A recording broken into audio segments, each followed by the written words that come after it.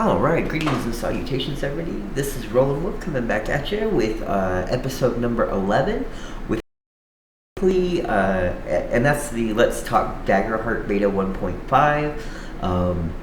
With how quickly the last few episodes have gone, I've decided that we're going to try and do the Seraph and the Sorcerer class in this one video, and then we will finish off with the Warrior and Wizard video. Don't see any reason why we can't get these knocked out tonight, so we were going to go ahead and proceed real quickly.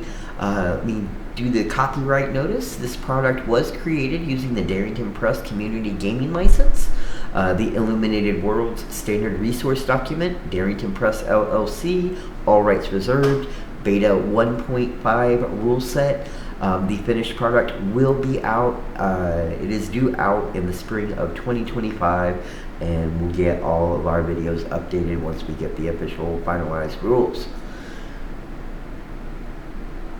Okay, so the next class to discuss is the Seraph. The Seraph are divine fighters and healers appointed by their god. Seraphs are imbued with sacred purpose. A wide array of deities exists within the realms, and thus there are numerous different types of Seraph. The ethos of each member of this class traditionally aligns with the domain of their god, including such missions as defending the weak, enacting vengeance, protecting a land or artifact, and upholding a faith. Some Seraph ally themselves with an army or a locale, much to the satisfaction of their rulers, but some of these crusaders fight in opposition to the follies of the mortal realm. It is better to be an ally to a Seraph, as they are terrifying foes to those who defy their purposes.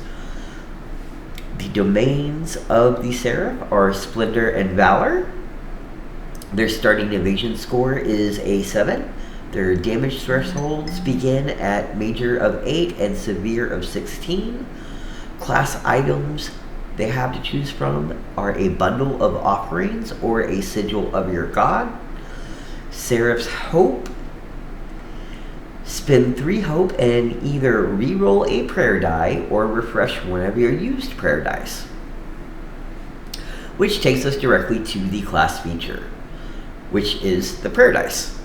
At the beginning of each session, roll a number of d4 equal to your spellcast trait and store them to the right.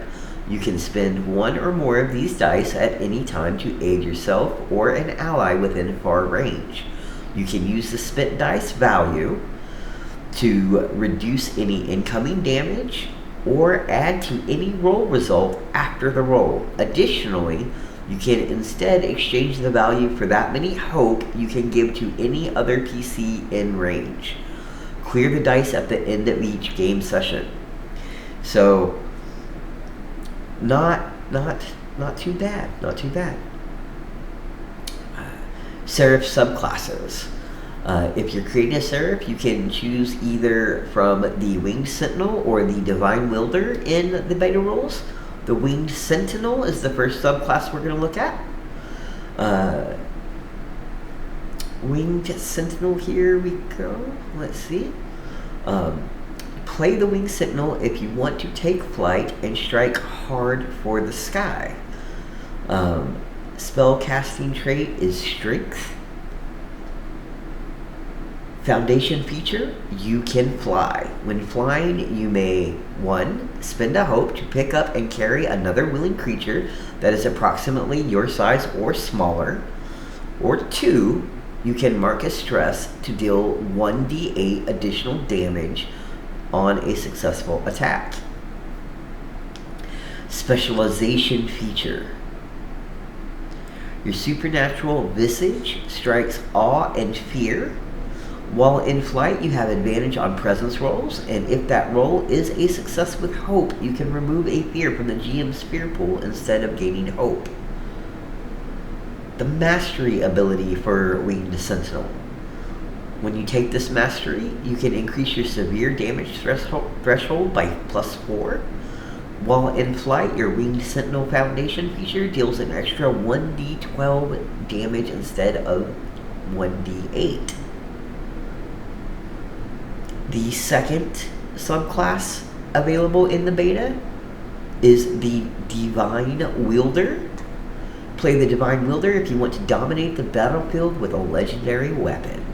Spellcast trait is Strength. Foundation features: Spirit Weapon. When you have a melee weapon equipped, it can fly from your hand to strike an enemy within close range and return to you. You can mark a stress to target an additional target in range with the same attack roll if you so desire.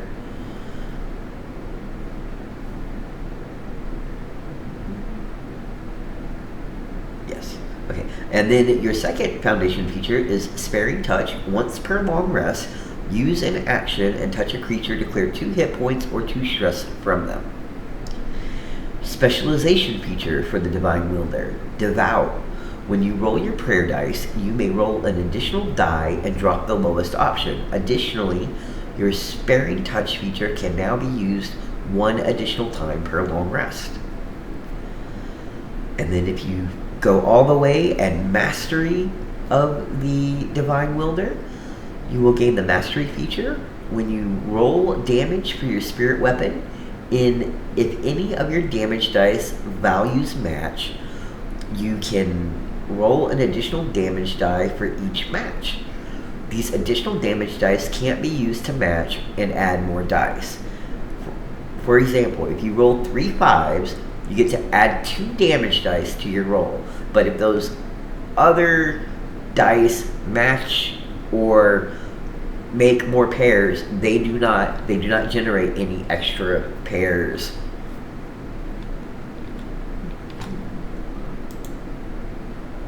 Okay. And that takes care of our 2 domains, or our 2 subclasses, my apologies. We're going to move on to the background questions for the Seraph.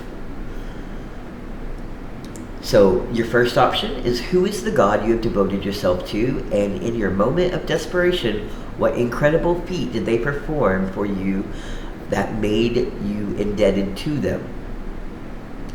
Option number 2: how did your own appearance change after taking your oath? And number 3: in what strange or unique way do you communicate with your god? Basically, how do you communicate? This is going to be something to discuss with your storyteller, your GM, because they may have their own ways that they like to communicate. As far as if they're a deity, portraying a deity, I personally am fine with somebody directly communicating with their god, or if they communicate with perhaps a servant of their deity, or if it's more mysterious, if they get omens, or more of a empathic communication, or you can have your deities speak in riddles.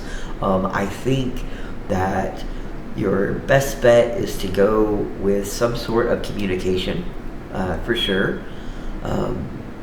But that is going to be something that is going to be different depending on who your GM, how they're comfortable dealing with it, and how you feel about it as well. But definitely a discussion worth having whenever you decide to take on the role of the Seraph. Let's move over to connections. What promise did you make me agree to? So this is something you're going to ask a fellow player, your connections. What promise did you make me agree to should you die on the battlefield? Okay, that's interesting. Your second choice: what do you ask? Why do you ask me so many questions about my god? And then your third connection here is: you've told me to protect one member of our party above all others, even yourself. Who is it and why? Then we go over and look at the tier 2 options. Once again, they are the same as your other tier 2 options for the other classes. And then once you get to tier 3, I believe that's where you get more fluctuation in how many boxes you have available for your class to select. on different abilities. Also, potentially, you may have something a unique option to your class, starting at that tier 3. And then who knows, whenever the full rules come out, this may be very different. We will see, but for now, these are the rules we're playing with. So that wraps up Seraph once again. With how quickly these are going, I wanted to go ahead and knock out 2 at a time, and then next episode we will knock out the warrior and the wizard, and we will have completed all 9 of the classes. So going straight into sorcerer. The beta says, not all innate magic users choose to hone their craft, but those who do can become powerful sorcerers. The gifts of these wielders is passed down through families, though not all families are aware of, much less choose to practice their unique skills. A sorcerer's abilities can range from the elemental to the illusionary and beyond, and many members of this class will band together into collectives based on their talents. The act of becoming a formidable sorcerer is not the practice of acquiring power, but learning to control and hone the power one already possesses. The magic within a misguided or uneducated sorcerer is a dangerous force indeed. All right. PSA on sorcerers. The domains that the sorcerer has access to are Arcana and Midnight. Their starting evasion score is going to be a 9. The damage thresholds of the starting damage thresholds for sorcerer is major 6, severe 12. Class items: a whispering orb or a family heirloom. Then for the sorcerer's hope, you can spend 3 hope after a spellcast roll to double the result of your hope roll. That is potent. Alright. Class features.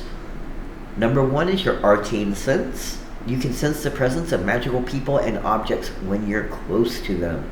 So you are an automatic magic detector. You also get the minor illusion feature. You make a spellcast roll, DC 10. On a success, you create a minor visual illusion no larger than yourself within close range. This illusion is convincing to anyone in far range or further. So they're not good up close, but at a distance, this minor illusion is very effective. Or can be very effective. And then you get channel raw power. Once per long rest, you can place a domain card from your loadout into your vault and choose to either gain hope equal to the level of that card, enhance a damage dealing spell by dealing extra magic damage equal to twice the level of the card.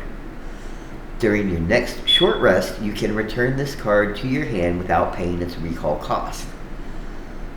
So, once per long rest you can do this. The card will return from your vault at no additional charge after you take a short rest. But until then, it is in your vault. Let's look at the subclasses. If you're creating a sorcerer, you choose either the Primal Origin or Elemental Origin subclass. Primal Origin, you play the Primal Origin if you want to modify your spells in powerful ways. Spellcasting trait is Instinct. Foundation feature, your Primal Origin allows you to modify the essence of magic itself. When you cast a spell or use a weapon that deals magic damage, you can mark a stress to do one of the following. Extend its range by 1 range. Add +2 to the action roll result. Reroll any number of damage dice. Or hit an additional target within range. Give me just a moment. I have a knock at the door. I will be right back.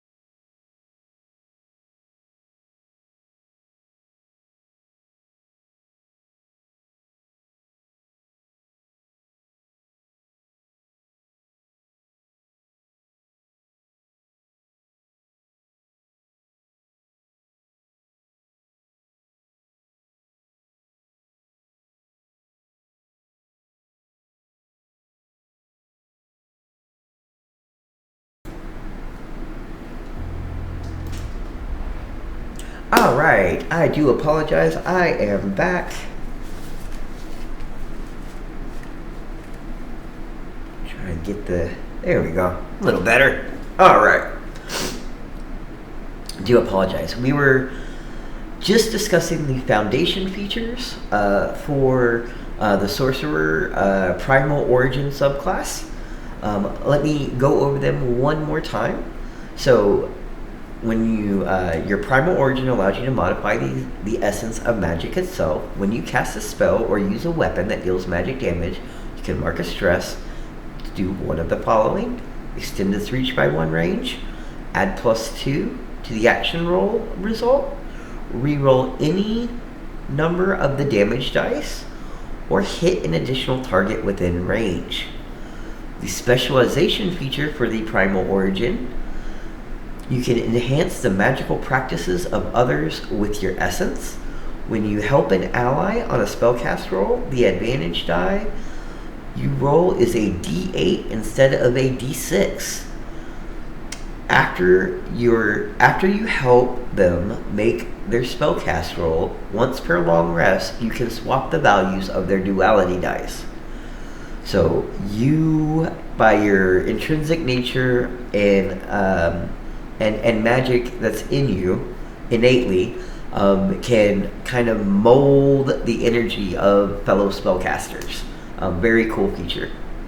And then if you follow it all the way through mastery, you can gather magical energy to enhance your capabilities.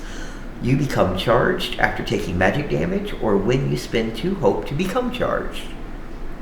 When you successfully cast a spell while charged, you can spend your charge to temporarily increase either the spell's damage proficiency by +1 or its reaction roll difficulty by +3.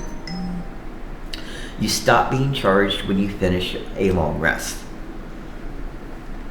That is going to cover the primal origin. We're going to move on over to the elemental origin. So, play the elemental origin if you want to use raw elemental magic in creative ways. Spellcast trait is instinct, which, yes. Foundation feature: your elemental origin lets you manipulate and shape a certain kind of element. You choose one: water, fire, air, lightning, or earth. You can channel this element into unique, harmless effects. Additionally, you can spend a hope and describe how your control over this element helps an action roll you're about to make, then add either +2 to the roll or +3 to the damage. Whenever you specialize in elemental origin, you can call forth your chosen element to protect you from harm. When an attack roll against you succeeds, you can spend a stress and describe how you channel your element to defend you. Then add 1d6 to your evasion against the attack. If the new evasion is high enough to avoid the attack, it does so. Very nice. Then finally, mastery feature. Once per long rest, you can transform into an elemental form of your chosen element. When you do, describe your transformation and gain 2 of the following benefits until you finish your next short rest. You can choose to take a +4 to your severe threshold. You can add a +1 to a character trait. You can add a +1 to your proficiency. You can add +2 to your armor score, or you can improve your evasion by +2. So gain 2 of any of those options whenever you use your mastery feature, if you have chosen the elemental origin subclass. Now we're going to go into the background questions for Sorcerer. So, what did you do that made the people in your community wary of you? Maybe you had a uncontrolled magical incident whenever you were younger or learning to try and control your power. Maybe something else has occurred. Maybe you got blamed for something else going on that you had nothing to do with. This is a chance for you to kind of start planting those seeds. Plant those background seeds for your game master. Option number 2. What mentor taught you to control your untamed magic, and why are they no longer able to guide you? And then number 3. You have a deep fear you hide from everyone. What is it, and why does it scare you?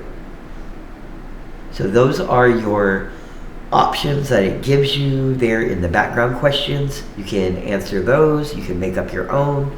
But that's a good start. If you don't know what kind of background you want to have, you answer those 3 and you will have some fodder for your GM. Connections. So these, once again, are questions that you ask of your fellow players to build relationships with your companions. Why do you trust me so deeply? That's your first option. Second, what did I do that makes you cautious around me? So kind of the inverse. And then number 3, why do we keep our shared past a secret? All right. And then looking over the level ups, once again, I don't see anything new there or different from the other classes.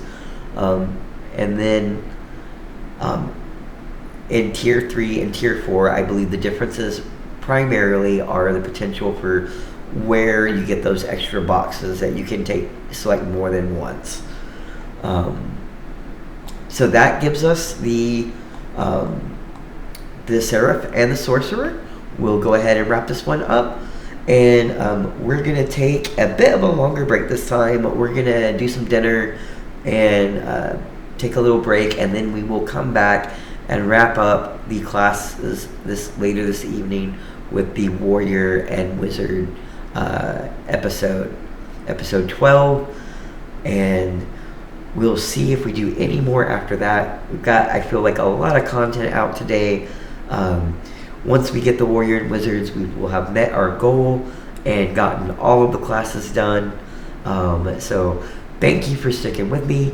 I hope you're enjoying the series. If you'd like to see more of this, if you like the Daggerheart content, please donate. You will find the PayPal donations option both on the YouTube and on the Twitch. However you like to watch, certainly appreciate it. Once again, look for those campaign session zeros in that 8, 9, 10 range, and then on the 12th as well, I believe. The election is on the 5th, 7 days after. It's going to be the 12th. So 3 campaigns, Friday, Saturday, and Sunday, and then campaign 4 is going to be a Tuesday campaign. Those are the private games that I will be starting up and running, and if you'd like a spot, I'd be happy to have you play.